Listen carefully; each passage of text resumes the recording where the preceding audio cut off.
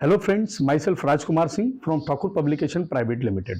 आज इस वीडियो में जो टॉपिक हम लोग डिस्कस करने वाले हैं वो सब्जेक्ट रिलेटेड है फाइनेंशियल अकाउंटिंग से। बीकॉम यूपी सेकेंड सेम का सब्जेक्ट है फाइनेंशियल अकाउंटिंग, जिसके अंदर हमारा टॉपिक होगा आज generally accepted accounting principles. Generally accepted accounting principles concept, जो कि आगे कुछ इस तरीके से है। Generally accepted accounting principles means accounting principle. Accounting principle होता क्या है? सबसे पहले तो हम लोग ये जानते हैं, इसको शॉर्ट फॉर्म में हम लोग गैप बोलते हैं। शॉर्ट फॉर्म में इसको हम लोग गैप कहते हैं। अब हम बात करते हैं कि अकाउंटिंग प्रिंसिपल्स होता क्या है। तो सबसे पहले प्रिंसिपल, प्रिंसिपल मींस फंडामेंटल्स।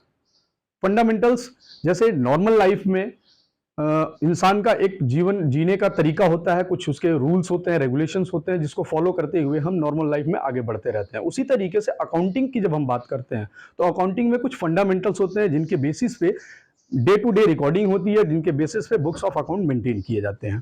तो उन्हीं फंडामेंटल्स की, उन्हीं रूल्स की बात जब हम करते हैं अकाउंटिंग से रिलेटेड, तो वो अकाउंटिंग प्रिंसिपल्स की बात होती है। Accounting principles means the rules and guidelines that companies are required to follow while reporting the financial data.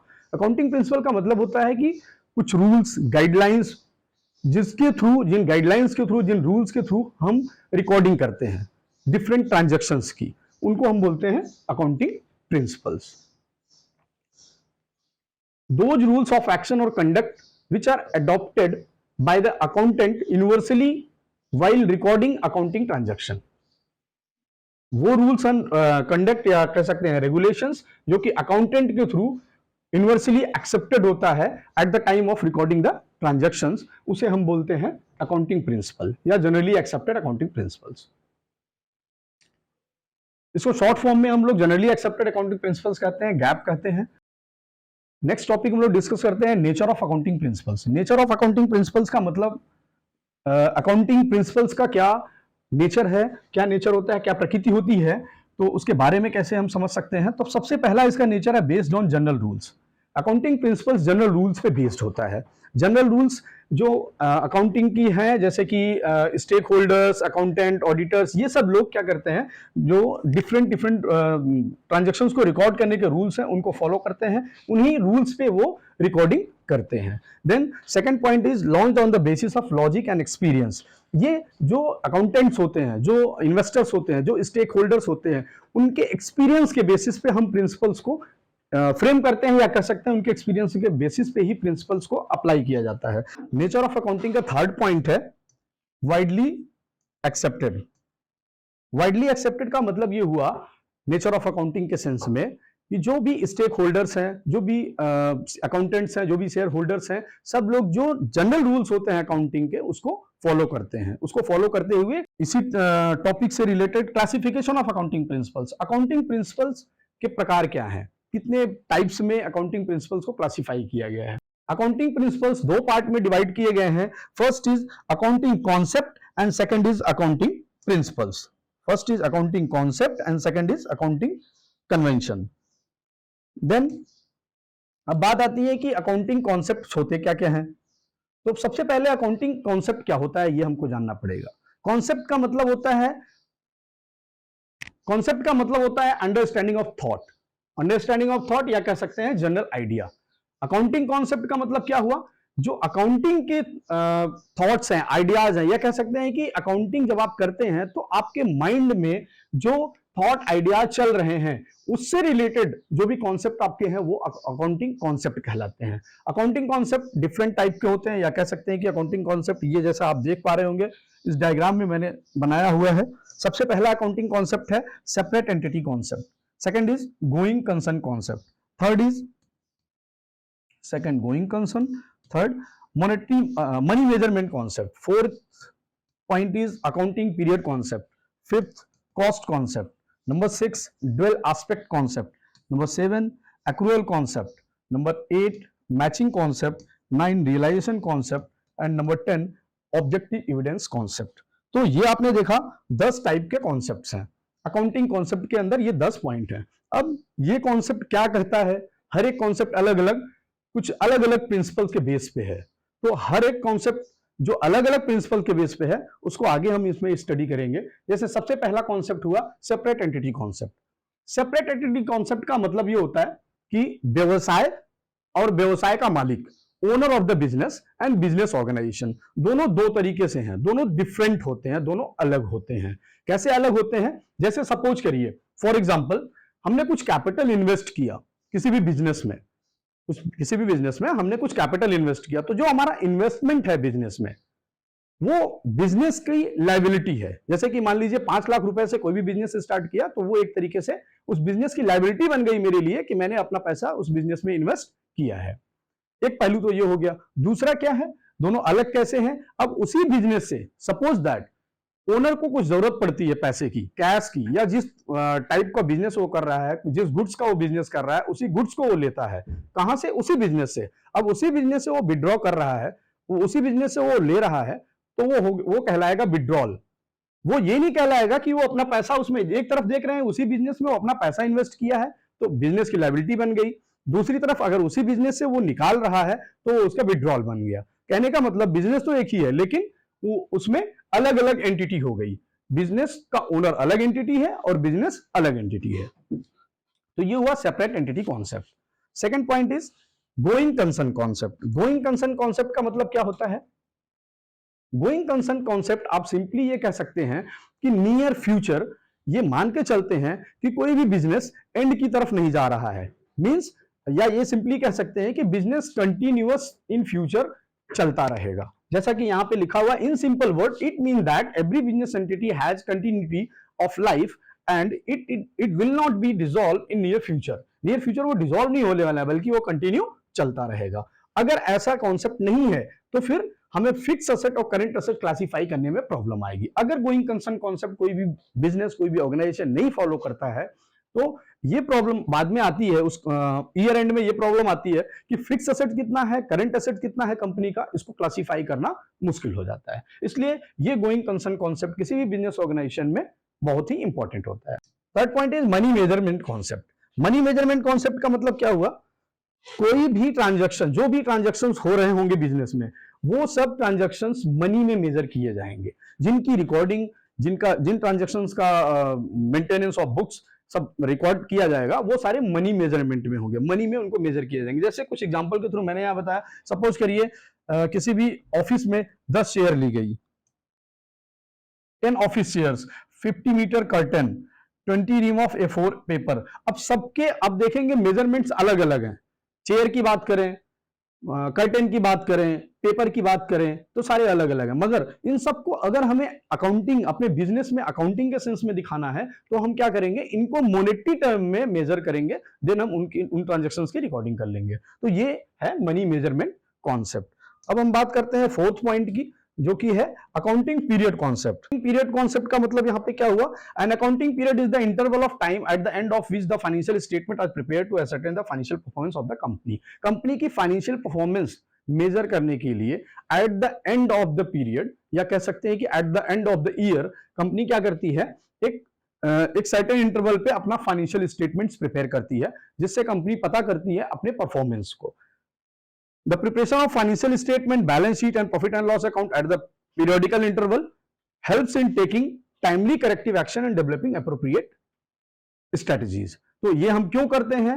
एक टाइमली क्यों हम अपने बिजनेस ऑर्गेनाइजेशन में हम इस फाइनेंशियल स्टेटमेंट्स को प्रिपेयर करते हैं, जिससे कि हमारे बिजनेस में क्या प्रॉफिट है, क्या लॉस है, क्या फाइनेंशियल पोजीशन है, ये सारी चीजें हम जान सकें। इसलिए हम अकाउंटिंग पीरियड कॉन्सेप्ट को अपने ऑर्गेनाइजेशन में फॉलो करते हैं। जनरली ये 12 मंथ का होता है। जो अकाउंटिंग पीरियड होता है जनरली वो 12 मंथ का होता है। जो न्यू स्टार्टअप होते हैं, वो कभी कभी 3 महीने पे, कभी कभी 6 महीने पे भी अपना एनालिसिस करने के लिए, अपने ऑर्गेनाइजेशन की कंडीशन, अपने बिजनेस की स्थिति जानने के लिए वो लोग ये पहले ही बना लेते हैं, लेकिन जनरली ये 12 मंथ का होता है। टॉपिक है कॉस्ट कॉन्सेप्ट। नेक्स्ट कॉन्सेप्ट है अकाउंटिंग का कॉस्ट कॉन्सेप्ट। कॉस्ट कॉन्सेप्ट के अंदर जो रिकॉर्डिंग होती है ट्रांजैक्शंस की, वो कॉस्ट बेसिस पे होती है। कॉस्ट बेसिस का मतलब जिस अमाउंट पे, जिस प्राइस पे किसी भी वस्तु को परचेज किया गया हो, जब गुड्स को परचेज किया गया हो तो उसकी क्या कॉस्ट हो, उसके बेसिस पे उसकी रिकॉर्डिंग हम करते हैं कॉस्ट कॉन्सेप्ट के अकॉर्डिंग, ना कि मार्केट प्राइस के अकॉर्डिंग। जैसे एक एग्जांपल के थ्रू हमने यहाँ पे समझाने की आपको कोशिश किया है। This concept may be better described through an example. If a piece of land is purchased to set up a factory for the 50,000 in the book of account, this would be recorded at the 50,000 only. Suppose करिए किसी भी organisation में कोई business setup करना है, आपको कोई business setup करना है। उस बिजनेस सेटअप के लिए आपने लैंड परचेज किया, कुछ लैंड एरिया आपने परचेज किया जिसकी लागत थी 50,000 रुपए। अब लागत थी उसकी 50,000 रुपए जब आपने लैंड को परचेज किया, तो जब आप रिकॉर्डिंग करोगे अपने बुक में तो उसकी लैंड की प्राइस क्या दिखाओगे? 50,000 रुपए। लेकिन होगा क्या, डे बाय डे या कह सकते हैं कि ईयर बाय ईयर आपके लैंड की जो वैल्यू है वो बढ़ती जाएगी या मार्केट प्राइस जो है वो बढ़ता जाएगा। लेकिन आप अपने यहां रिकॉर्डिंग कितने की कर रहे हो? 50,000 की रिकॉर्डिंग कर रहे हो। देन आगे जब ईयर एंड होगा तो उस पर डिप्रिसिएशन लगेगा, उसकी वैल्यू और कम हो जाएगी। लेकिन नेक्स्ट ईयर जो आप अपने बुक में रिकॉर्डिंग करोगे, इसकी वैल्यू इस लैंड की वैल्यू वो क्या होगा? और डिप्रिसिएट कर जाएगा। मींस 50,000 से और भी कम हो जाएगा। जितना डिप्रिसिएशन लगेगा उस पर वो रिड्यूस होकर के नेक्स्ट ईयर उसकी वैल्यू और कम हो जाएगी। तो यहां पे ये आप समझ सकते हैं कि कॉस्ट कॉन्सेप्ट में हम जो रिकॉर्डिंग करते हैं वो कॉस्ट के बेसिस पे करते हैं। जिस प्राइस पे आप उस समय उसको परचेज कर रहे होते हैं उसकी रिकॉर्डिंग करते हैं, ना कि मार्केट प्राइस पे रिकॉर्डिंग होती है। तो मार्केट प्राइस पे जब रिकॉर्डिंग नहीं होती है तो वैल्यू हमेशा कम ही ऑर्गेनाइजेशन में उस असेट की दिखती है। तो ये है cost concept. Second point, next point is dual aspect concept. Dual aspect concept क्या कहता है? ड्यूअल एस्पेक्ट कॉन्सेप्ट जो है ये, जैसे कि आपने ऊपर पढ़ा बिजनेस एंटिटी कॉन्सेप्ट, कुछ उसी तरीके से ये भी कॉन्सेप्ट अप्लाई होता है अकाउंटिंग करते समय किसी भी बिजनेस ऑर्गेनाइजेशन में। इसमें asset is equal to liability, या आप कह सकते हैं asset is equal to owner fund plus liabilities. Owner fund is equal to asset minus liability. Owner fund निकालना है तो असेट से लायबिलिटी को माइनस कर दीजिए, और असेट निकालना है तो ओनर फंड और लायबिलिटी को प्लस कर दीजिए। इन शॉर्ट आप ये कह सकते हैं ड्यूअल एस्पेक्ट कॉन्सेप्ट का मतलब ये होता है किसी भी बिजनेस ऑर्गेनाइजेशन में जिसकी असेट और लायबिलिटी दोनों सेम होनी चाहिए, दोनों इक्वल होने चाहिए eight the end of the time, या आप कह सकते हैं eight the end of the accounting period. जैसे कि यहां एक एग्जांपल यहां भी मैंने दिया है। This concept may be understood in a better way by an example. A business is started by the Mr. X. एक बिजनेस स्टार्ट किया गया किसके थ्रू? मिस्टर एक्स के through, with an investment 2.5 lakh रुपए। कितने का? 2,50,000 का। This transaction has to aspect. अब इस ट्रांजेक्शन में जो ये ट्रांजेक्शन है, a business is started by Mr. X with an investment of रुपी 250 लाख। इस ट्रांजेक्शन में दो एस्पेक्ट है, first capital account and second asset account. Capital account कैसे? जब आप किसी भी बिजनेस में अपना पैसा इन्वेस्ट कर रहे हो बिजनेस स्टार्ट करने के लिए, तो वो आपकी कैपिटल हो गई, और वही जो बिजनेस में आपने लगाया है वो आपकी असेट भी है उस बिजनेस के लिए। तो आप ये कह सकते हैं इससे कि जो भी आप ट्रांजैक्शंस की रिकॉर्डिंग करते हैं वो ड्यूअल एस्पेक्ट होते हैं उसके। एक पहलू अगर कहें कि डेबिट होता है तो दूसरा क्रेडिट होता है, एक असेट होता है दूसरा लायबिलिटी होता है, एक डेटर्स होता है तो दूसरा क्रेडिटर्स होता है। अब हम बात करते हैं एक्रूअल कॉन्सेप्ट की। नेक्स्ट कॉन्सेप्ट है अकाउंटिंग का एक्रूअल कॉन्सेप्ट। एक्रूअल कॉन्सेप्ट में क्या होता है, जिन ट्रांजैक्शंस की हम रिकॉर्डिंग करते हैं उसकी रिकॉर्डिंग उसी अकाउंटिंग पीरियड में होनी चाहिए, भले ही वो तुरंत कैश फॉर्म में आपको रिसीव ना हुए हो। जैसे ये भी हम एक एग्जांपल के थ्रू हम लोग समझते हैं। If a company dealing in medicine line, एक कंपनी है जो मेडिसिन सेगमेंट में सपोज करिए डीलिंग करती है, और वो if a company dealing in medicine get supply of medicine worth 20,000 on March 29, 2014। March 29, 2014 को 20,000 रुपए का एक सप्लाई किया मेडिसिन की एक कंपनी ने। और कब ये फाइनेंशियल ईयर क्या कहलाएगा? 13-14, 2013 और 14। And the payment is made on April 2, 2014। मगर उसका जो पेमेंट, सप्लाई तो कर दिया मगर उसको पेमेंट तुरंत नहीं मिला। अब ये पेमेंट नहीं मिला मतलब एक्रू हो गया। तो ये पेमेंट जो उसको बाद में जाके 2 अप्रैल को मिल रहा है, 2 अप्रैल 2014 को, तो वहां फाइनेंशियल ईयर चेंज हो गया, वो फाइनेंशियल ईयर हो गया 14 to 15। मगर जो रिकॉर्डिंग होगी, जो अकाउंटिंग की जाएगी, वो 14 to 15 में हमको मिल रहा है पैसा, उसका पेमेंट 14 to 15 में हो रहा है, लेकिन जो रिकॉर्डिंग होगी वो 13 से 14 फाइनेंशियल ईयर में दिखाई जाएगी, क्योंकि ये सप्लाई उसी टाइम पे हो चुकी थी। तो कहने का सिंपल मतलब ये हुआ, जिस फाइनेंशियल ईयर का ट्रांजैक्शंस होगा उसी फाइनेंशियल ईयर में हम उसको शो करेंगे, दिखाएंगे, भले ही उसका पेमेंट हमें नेक्स्ट फाइनेंशियल ईयर में जाके देना पड़ रहा है या मिल रहा है। नेक्स्ट कॉन्सेप्ट है मैचिंग कॉन्सेप्ट अकाउंटिंग कॉन्सेप्ट के अंदर। इस कॉन्सेप्ट में क्या होता है, जो भी रेवेन्यू है जो भी एक्सपेंडिचर है, जो भी रेवेन्यू अर्न हुई है, जो भी एक्सपेंडिचर है, वो सब सेम फाइनेंशियल ईयर के होने चाहिए, भले ही वो कैश में हो या एक्रू में हो। जैसा कि आप नीचे देखेंगे, मैचिंग कॉन्सेप्ट को दो टाइप्स में डिवाइड किया गया। फर्स्ट इज कैश सिस्टम, दूसरा is second is accrual system. तो कैश सिस्टम में क्या होता है कि जो भी रेवेन्यू, जो भी एक्सपेंडिचर है, वो कैश में उसी फाइनेंशियल ईयर में, या कह सकते हैं कि उसी अकाउंटिंग पीरियड में कंप्लीट हो चुके हैं। एक्रू, अभी आप ऊपर जैसे पढ़ा आपने एक्रूअल कॉन्सेप्ट में, एक्रू सिस्टम में क्या होगा कि वो ट्रांजेक्शन तो हो गए हैं लेकिन उनका पेमेंट नहीं हुआ है, तो वो एक्रू सिस्टम में होंगे। तो चाहे वो कैश बेसिस पे हो, चाहे वो एक्रूअल बेसिस पे हो, मैचिंग कॉन्सेप्ट में सिंपली ये आप समझ सकते हैं कि उनका रेवेन्यू और एक्सपेंडिचर दोनों सेम अकाउंटिंग पीरियड में होना चाहिए, तभी वो मैचिंग कॉन्सेप्ट के अंदर आएंगे। ओके, नेक्स्ट कॉन्सेप्ट है अकाउंटिंग कॉन्सेप्ट का रियलाइजेशन कॉन्सेप्ट। रियलाइजेशन कॉन्सेप्ट का मतलब ये होता है कि कोई भी जो ट्रांजेक्शन हुआ है, जो भी ट्रांजेक्शन हुए हैं बिजनेस में, वो ट्रांजेक्शन जब रियलाइज्ड हो जाए इन द सेंस कि सिर्फ ऑर्डर से ही ना कंप्लीट होगा, ऑर्डर से ही ट्रांजेक्शन की रिकॉर्डिंग नहीं होगी, बल्कि वो सेल हो जाना चाहिए प्रोडक्ट। जब तक कि सेलिंग ऑफ गुड्स ना हो तब तक उसकी रिकॉर्डिंग नहीं होती है, सिर्फ ऑर्डर जनरेट करने से ही उसकी रिकॉर्डिंग अकाउंटिंग ट्रांजैक्शंस की, ऐसे अकाउंटिंग ट्रांजैक्शंस की रिकॉर्डिंग नहीं होती है। रियलाइजेशन कॉन्सेप्ट सिंपली ये कहता है, it means that selling of goods is realisation whereas receiving order is not. सिर्फ ऑर्डर रिसीव करने से नहीं होगा, सेलिंग ऑफ गुड्स जब तक नहीं होगा तब तक हम उसकी रिकॉर्डिंग अकाउंटिंग बुक्स में नहीं करेंगे। जैसे कि यहां भी एक एग्जांपल के थ्रू मैंने यहां पे दिया है, अगर आप देखेंगे तो the revenue for a telecommunication company involve in selling the talk time to scratch card is said to be realized only when the subscriber makes a call and consume the talk time and not at the time of scratch card sold। जैसे कि आप telecommunication company में देखते हैं scratch card sold करते हैं, तो वो स्क्रैच कार्ड बिक जाने से ही रिकॉर्डिंग नहीं हो जाती है। बिक जाने से ही ये नहीं मान लिया जाता है कि हमारे पास रेवेन्यू अर्न हो गया। जब वो स्क्रैच कार्ड स्क्रैच करके उसको यूज किया जाता है, कस्टमर उसको यूज करता है, मींस रिकॉर्डिंग कर, उससे आप कॉलिंग करता है, जब वो कॉलिंग करता है, जब वो टॉक टाइम यूज करता है उस स्क्रैच कार्ड का, तब जाकर के आप कह सकते हैं कि वो ट्रांजैक्शन कंप्लीट हो गया। देन उसकी रिकॉर्डिंग हम अकाउंटिंग ट्रांजैक्शंस में करते हैं।